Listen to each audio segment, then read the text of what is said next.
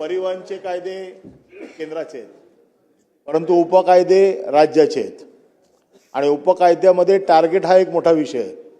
त्याच्यामुळे तो सकाळी हवालदार उठतो आणि तो टार्गेटच्या पाठी लागलेला असतो।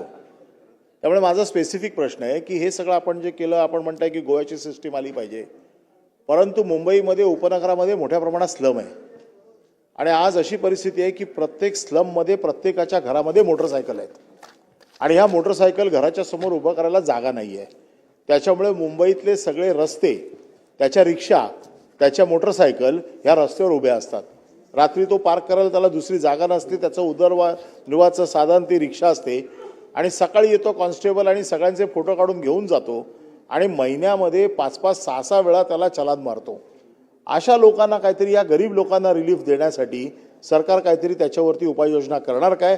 कारण शेवटी या गरिबाच्या पोटापाण्याचा प्रश्न आहे।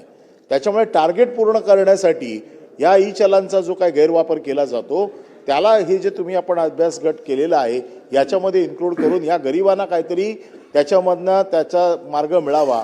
कारण आमच्याकडे रिक्षावाले येतात, साहेब 8-8, 10-10 वेळा आम्हाला चलान मारले, आम्ही आता काय करायचं, आमच्याकडे रिक्षा उभी करायला जागा नाही आहे। मोटरसायकलमध्ये आज प्रत्येक घरामध्ये मोटरसायकल आहे।